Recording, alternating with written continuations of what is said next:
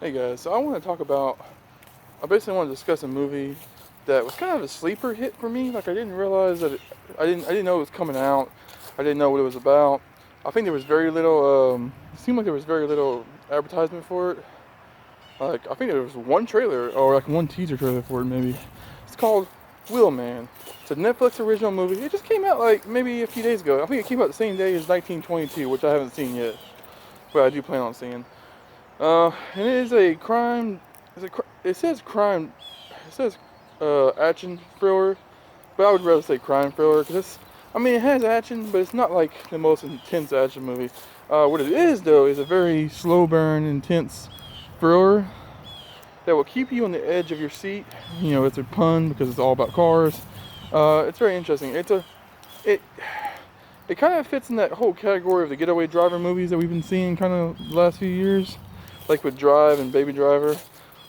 This definitely, I would say feels more like Drive than it does Baby Driver, just because of the subject matter and the way it's shot, but it's still a different movie.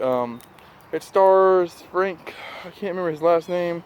He's a guy that most people will know him from the newer Purge movies, because he's a star, and also he was Crossbones in the Captain America movies. But he's a good actor. I really enjoyed that actor. I've always enjoyed him everything I see him in. And he stars in this movie. And he does a really good job of conveying different like kind of emotions and stuff. Like, he plays the stern, strong guy who doesn't want to back down. He also during the same movie, he's also playing like a concerned father. And that's where I thought this movie was kind of interesting, because unlike Drive, where the main character is kind of a loner, or unlike Baby Driver, where the main character is a young, kind of naive character, this guy is more of a seasoned family man. Like he has more to lose in the movie, and I think that's a kind of a driving factor that makes it more interesting than those other two. Even though I love those other two movies, I just like these getaway driver movies in general. But I think this one is very different than the other two, and I like it. Basically, the basic premise of the movie is that he is a getaway driver. He's a seasoned getaway driver that who was in prison for a while because of a bad job, and he got out, and now he owes the local mob of whatever town he's in some money, so he's slowly paying it off by doing jobs.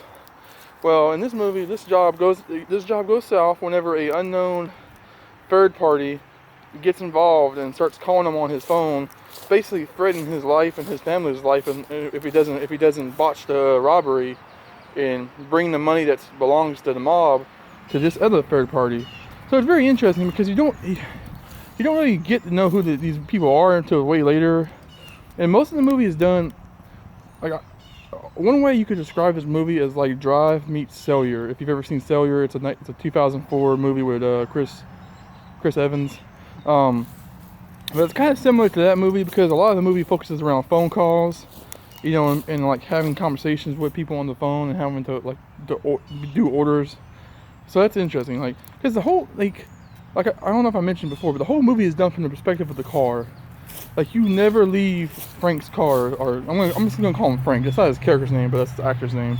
You never leave Frank's car. You never do. Even when Frank himself gets out of the car to go do something, which there are some scenes where he does stuff like that, you're still watching him through the perspective of being someone in the backseat of the car. Like you're looking at him and what's happening through the front window, which I thought was really cool. And the audio is kind of like not as loud in those scenes because it's supposed to be you're in the back seat, and you can't hear as good when you're in the back seat of a car when people are outside the car.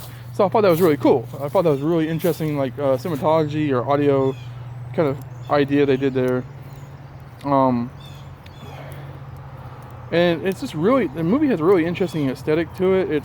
It's all at night. It's all set like in the same night. Like it's like maybe a 4 or 5 hour span, the whole movie, and it's very interesting. Like I said, it deals a lot with phone calls. Like most of the dialogue is through phone conversations.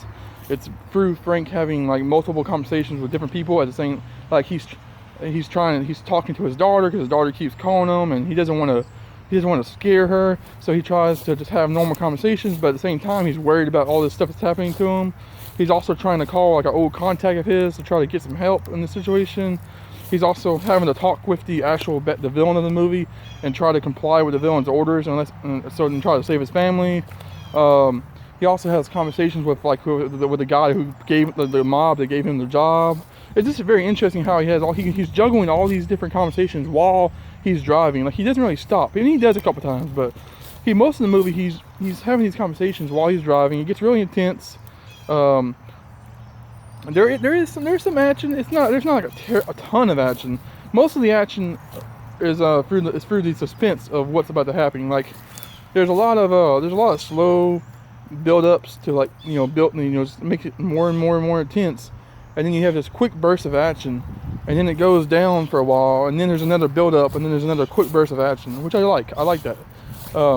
Like, for example, there's this whole sequence where he's being tailed by a guy on a motorcycle, and it's just a very, very intense scene because, Frank's character starts slowly realizing that this guy's tailing him, and he starts trying to kind of outsmart him, and they kind of have this whole game of chicken, and this whole kind of almost like steering contest, pissing contest, whatever you want to call it. It's just a very intense scene that has an interesting ending. The way how that scene resolves, overall, I really enjoyed this movie. I love the way it was shot. I love the way it's kind of acted and played out.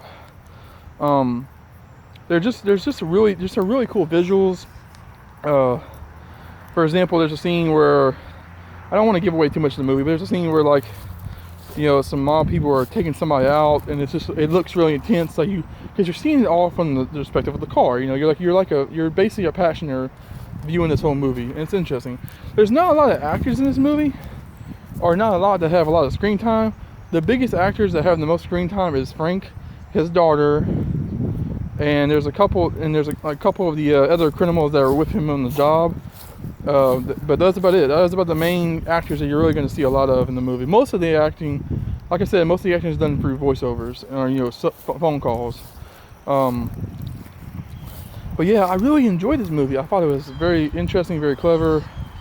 The story, it might not be for everybody. The story can be it can kind of get a little dull in some parts. Just because of the way a thriller always is kind of dull in some parts. But it's very interesting. I just there were so many little touches I enjoyed about this movie. Like the very opening scene where he gets in the car and he starts first you see him outside the car and he's checking, it's a new car, he's checking the wheels, he's checking the engine.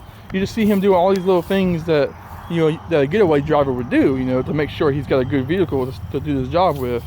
And then he gets in the car, he starts kind of playing around with the speeds and everything. It's just a very kind of a slow scene, but it shows so much about the guy's character and about what we're about to see.